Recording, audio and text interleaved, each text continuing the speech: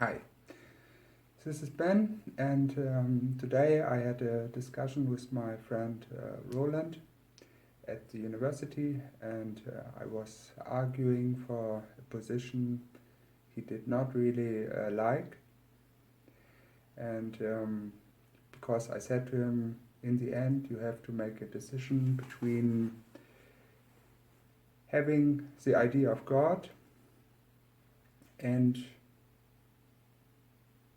having postmodernity with all the identity politics which is a consequence of postmodernity.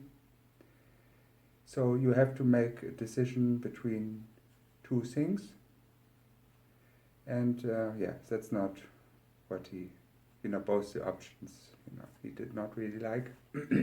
But I really think it boils down to this decision. Yes, so today I want to argue why I think that.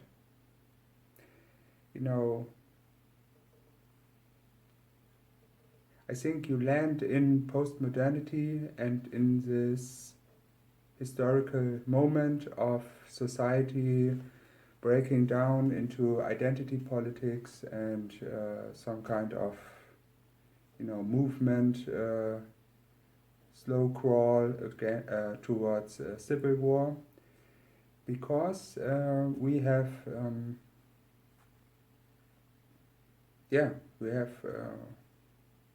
killed God.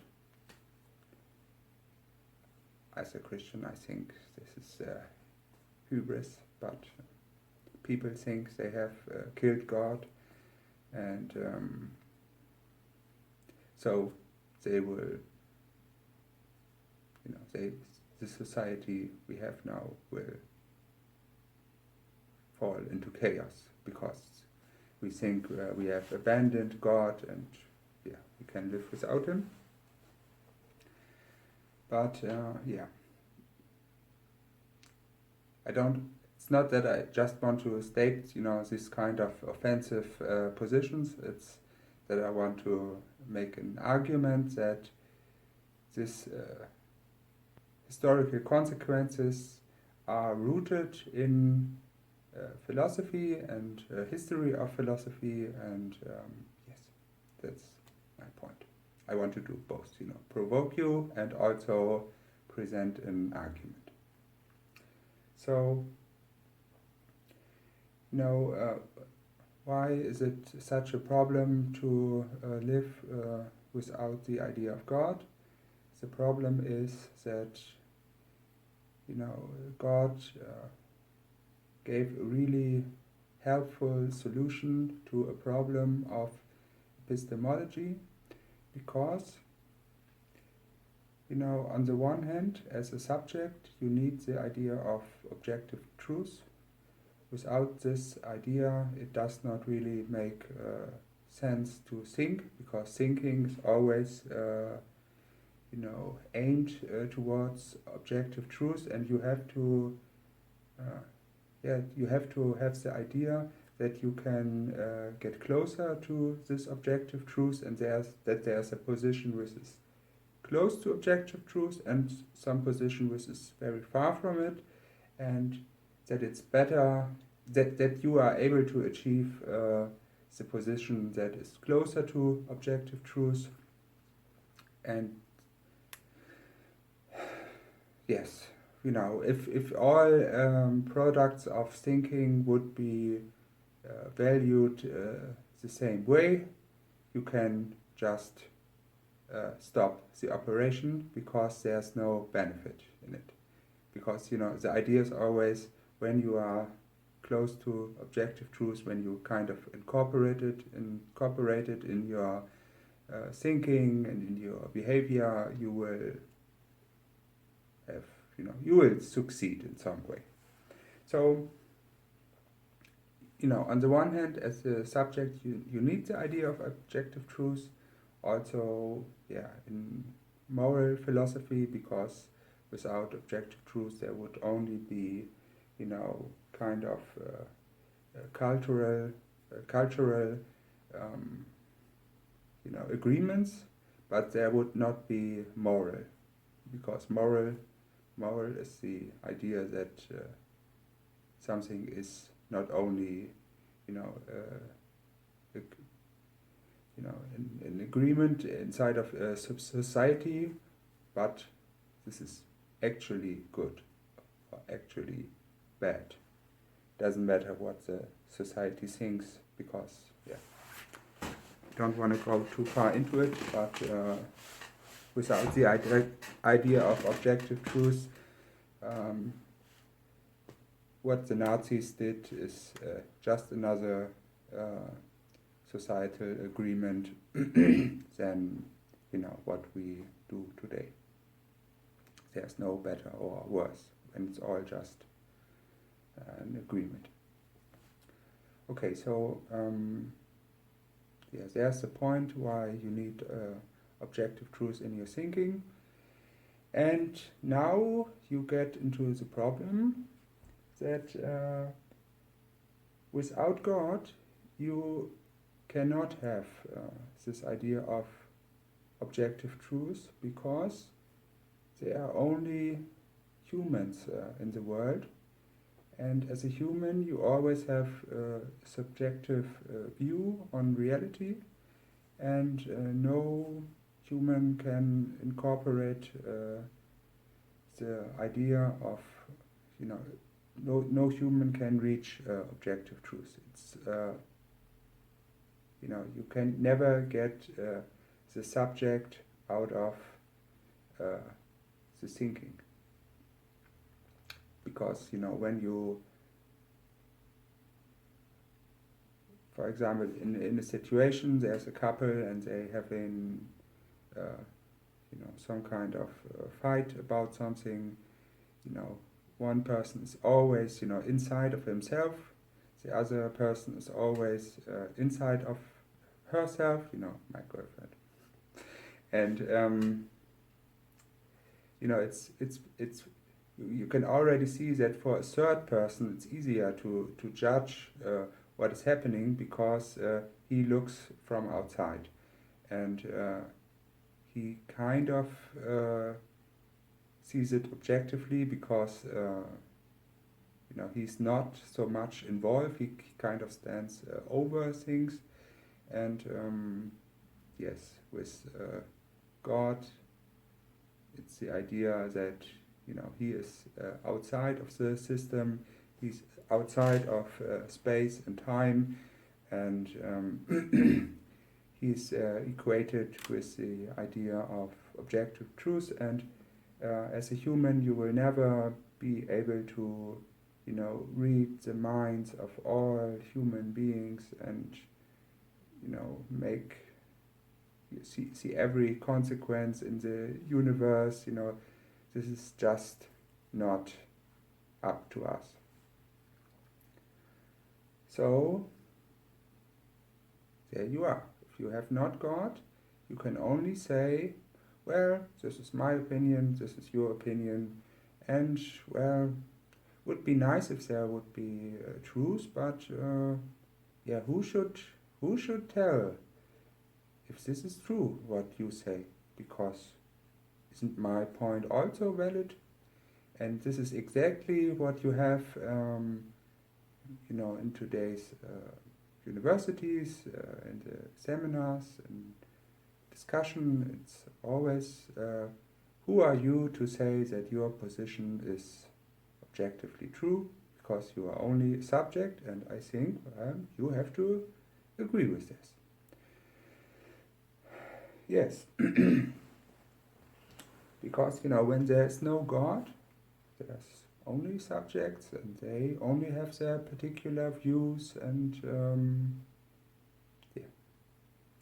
there's nothing else. So this is why we are in postmodernity. Postmodernity is the idea that there is no objective truth. It's you live in a world where objective truth is not attainable, and So that's why we also have, post-factual times, because who is to decide what facts are? If it's just people, the best thing you can achieve is maybe 1,000 people agreeing on something, but if there are 2,000 who agree on something else, you are already in a problem. Yeah, and out of this relativism, there you have identity politics, because there's no higher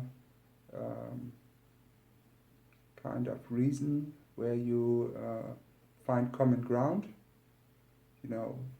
because when you think there's an objective truth, you can always say, okay, we live in a common world, and if we argue and reason with each other, there's somebody else who can decide who is right, which is God. It's from the standpoint of objective truth, somebody is wrong and somebody is right. But if there is no God, there's no one to decide if what you are saying is right, so you can argue the whole day. It's at the end, it's just a power struggle, and there you have to agree with the postmodernists who say, well, this whole this whole point of Westerners reasoning their way through the world, it's just power, and all they want is to dominate, and this is why we are not relying on reason, we are relying on violence. Because at the end, violence is a kind of more direct and honest way, if there's only power, than reason, because if there's no objective truth and only relativism, why should you try to trick the other person into thinking that there's a better and a worse argument, because who is to decide which argument is better? And I've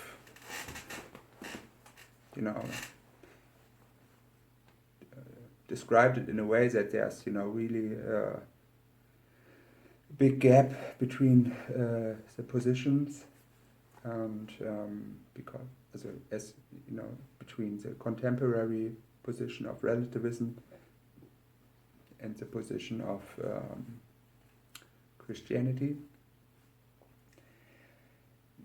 Historically, in the middle of this position was modernity, Enlightenment,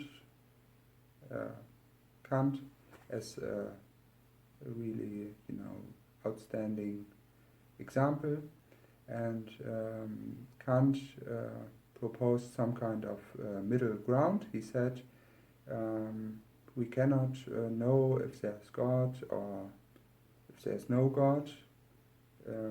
This is outside of our capabilities of reason, and but we need God as a regulative idea, because without God as a regulative idea, the whole architecture of reason is not able to to hold fast, to still stand, because God as a regulative idea is the insurance that there is objective truth, and if we discard this idea, reason will fall into relativism. And somebody for somebody who comes out of a Christian culture and says, okay, there's religion, but now as we live in the Enlightenment, we also want to give science a strong point. So we just want to hold back on our religious ideas and say, okay, let's just do not talk if there's what God wants and not wants. Just keep him as a regulative idea in the background, and so we can reason and make society better by reasoning. For somebody who is embedded in this culture, this is maybe appropriate,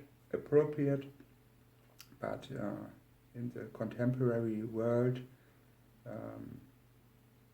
as you move away further in time, you move always farther away from God, and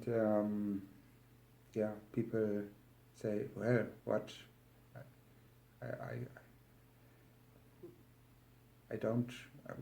I cannot understand this idea that we need God for our truth.